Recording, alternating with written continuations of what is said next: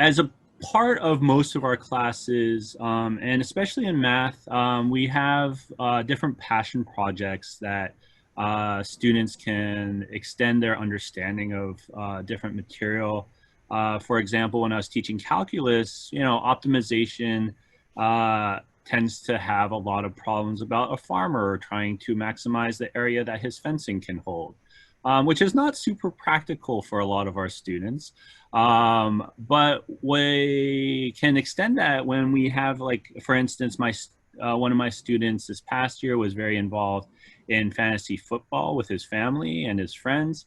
And so one of his projects became, how would you optimize your strategy in fantasy football? And obviously there's very sophisticated ways of doing that. You can delve into like data science and like analyze like thousands of leagues. But we wanted to keep it at the level of Calculus 1. And so we worked together to figure out like what metrics he could use, what variables he could analyze. Would he want to look at positions? And it was a really interesting way. I mean, he was getting an A, so he obviously understood the material, but it was a way for him to be really excited about the last part of the fall semester. So. So we also, I know there was one thing that was talked about was differentiation, and that some people say it's more difficult to do that online. And I thought that at first, because I also was a brick and mortar teacher, but there's different ways that we've been looking at that.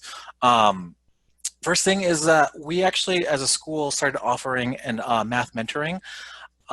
This is a way that students able to, on the lower end, get tutored, get help, get support from other students, but on the other end, really have them to reach out to other students and really work on their math for all the ones that feel comfortable in that situation. So we offer that.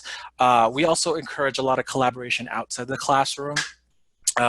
Albert does a lot of his graded, and I do a lot of mine graded, and we use other platforms. I use VoiceThread, for example, where they're able to talk outside, do the homework outside. I'm a person that doesn't believe in homework that should be done by itself.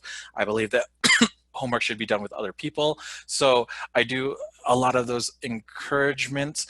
And I do a lot of those I pair people up to make sure that they are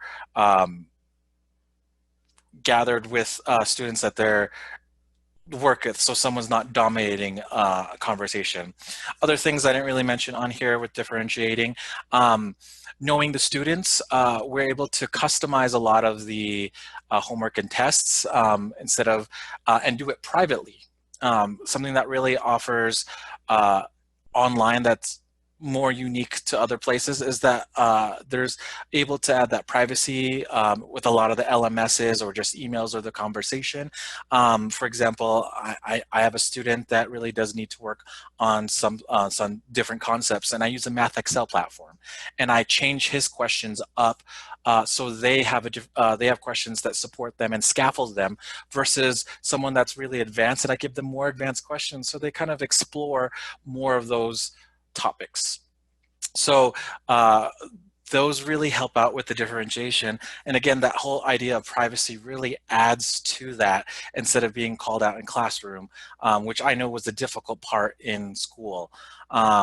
This may be a little more difficult in elementary, but in the idea of a high school or a middle school classroom, this is what we do a lot. Hey, Artie, we got a question in the chat that I think somebody misinterpreted a little bit of what you said there. So the question is, so more advanced students don't get to learn beyond their current abilities. Instead, they just have to tutor others. And I don't think that's what you were saying. You want to kind of how that works? Yeah, so quick answer on that one. We offer the ability for them to tutor others. However, that's an option for them to have. They're able to explore more topics. We do a lot of projects. Our school is also based on their math knowledge. So if they're first year, it doesn't mean necessarily that they're going to be an algebra student. It just depends on what their topic is, so they can go and advance learn from there. And they're able to talk with us if they want to do other things outside or outside learning themselves. So topic of advancements, especially in mathematics, it happens a lot, and the online mentoring is just an outlet, one of the outlets that we do offer. And I'll actually speak a little bit about that. Like, I mean, my first year teaching, I had a 12-year-old in my calculus class. And I knew it wasn't a mistake that he was placed in that class because, you know, for the first week, he just came with a lot of questions. And it was really challenging. But for him, you know, we worked on a lot of things. Not that he would have to do extra work, right? That was a very important thing for us as a school for gifted students, is that we don't want to add to their workload, but rather give them more interesting problems. And well, one of the ways to do that is, you know, when we are doing problems in class during live session, there's a wider range that we can extend the students to, especially when we have a student like that. You know, we can really throw a student at like the far end, kind of like a really challenging problem. And I know Artie likes to start with a question of the day that's not necessarily math related. And I like to do that, but mine are more math related. And so we throw that out there and we give everyone a chance to work on it. So even if you're not as strong of a student, like you get to see kind of like what the extent of these concepts would be. But if you're at the upper end, like, you know, you should be challenged by these problems. And that student definitely was, right? Like he did end up getting an A, right? But I think it was more of a challenge for him than he originally thought it was going to be. So. All right. All right. So we said earlier that we're still students. This is a list of just resources that we found have been very useful. We don't use all of them, right? That would be very daunting. But here are some of the, I think one lesson as an online math teacher or just a teacher who's trying to do distance learning is to understand that there's a lot of resources, right? I mean, not just like the tools themselves, but also training in these resources.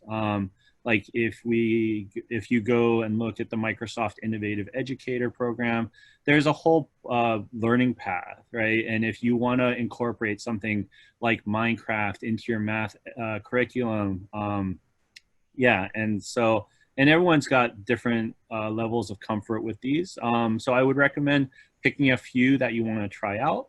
But I think the important thing about all of these is that they really do encourage participation from more and more students, right? You don't want to have students feel like I'm stuck here on this island by myself because I'm in my house by myself, right? But that you really are participating in the community. And so I'd like to kind of step people through and just show you. So I'm actually new to using Desmos because, as the next slide will show, I think most math teachers know what Desmos looks like when you go to desmos.com. Artie? Yep. I thought you were sharing it. Next slide. Oh, next slide. Yeah, sorry. So this is what Desmos looks like when you go to their homepage. And everyone clicks this big red button at the top because you want to just start graphing, right? But there's this, right? Which I did not notice for a year. But there's a teacher site. And if you go to teacher.desmos.com, they actually have a really great collection of classroom activities. And so I'm actually going to put up a code that everyone can go to. So this is mainly for people that are not that familiar with these. But I think it's good information to share because they're pre-prepared, they're well thought out. And so if we can go to the next slide, you can actually go to student.desmos.com. And I want to show you on the teacher side what you're going to see. So let me go there. It's in the chat, the classroom code. And it's an activity about matching parabolas. And I know our humanities teachers are very excited about parabolas. So I want to see what their attempts look like. But this is what you see as a teacher, right? So they give you a snapshot. Like obviously there's 15 different slides in this classroom activity. And the thing I like about it is you can pause, right? You can actually set from here to here. Let's go ahead and pause. Where is it? So why is this not working?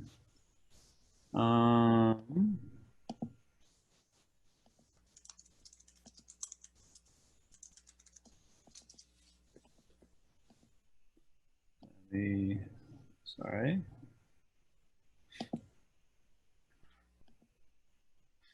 All right. So I'm going to unpause it. Right, and what you'll notice is that you can set up the pacing so that students are only able to access the first 5 slides, right? So you may have students who can blow through all 15 slides right away, but then you have the challenge of that student sitting around waiting for everyone else, right?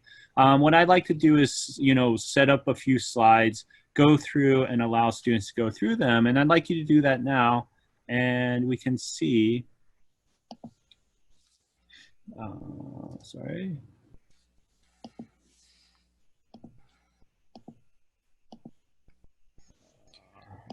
Hang on.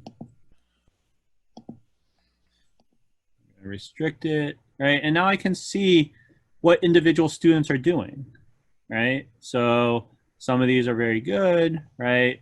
Some of these are not parabolas, right? But this is a great way to get individual feedback as well, right? So without students having to actively raise their hands and say like, Mr. Lee, I don't really understand what's going on here. I can actually message Ellen and say, like what you're doing here is creating a line, right? And we're moving on to the next part of this lesson. So, obviously they don't get to see other people's, but it's a good way to get a lot of feedback, right? If we go to the next one, right? Now we have the idea of translation, right? James M., you're doing a great job, right? I get a gold star. But, and then you can see how, how quickly people are working as well, right? Now I can see that there's one person who's working on slide 1, who I'm guessing is, all right, Eric and Jenny. And then, it's just, and the best thing about Desmos is not only do they have these pre-prepared, but you can also you can customize, right? You can create your own classroom activities, and I highly recommend it. Like I think there was a mention in the chat earlier about like how student response to this is excellent, and I agree with that. Like students really enjoy, and they're well thought out, right? So that's why I wanted to share that with you. You're more than welcome to continue working on that, but we're going to actually get back to the rest of the presentation. One last thing about the Desmos. If you are interested, they do actually run their own training. So if you go to the teacher.desmos.com, there are like webinars that you can sign up for that will instruct you how to create your own classroom activities. And there's different levels. So if you're not feeling super confident, there's like a creating classroom activities for beginners. And then if you're feeling a little bit more confident, you can create classroom activities in a more advanced way. So other resources that aren't just different apps and websites are the offline tools. And we mentioned this before, and I think it's important to note that these are graded and they're required each week, like you saw in Artie's announcements. Like his VoiceThreads assignments are graded, right? And what I do in my classes is I have a Google slide set up, right? And it's basically a year-long study guide, but it's collaborative. So rather than individual students just taking their own take on things, what they get to do is see an online study guide where everybody's working on it, right? And what I do is color code it, And each week, students are required to make a new slide about a concept, a slide about an example about a previous concept, and then a comment about someone else's slide. And it works really, really well because, you know, once you get to test times, right, like it's easy for students to go back and say, oh yeah, I remember doing this and talking about these particular examples. And they really kind of highlight the difficult examples that people have seen. So it's a really good resource. I actually make study sessions a graded part of my week as well. And so students have to arrange a time where they study for 20 minutes together. So. Yep. And someone asked like what VoiceThreads was really quickly. It's another tool that you're able to use, that they're able to use slides. They can cast something and they draw it as like almost like a presentation. It's very similar to Screencastify. So it's just another resource that is used.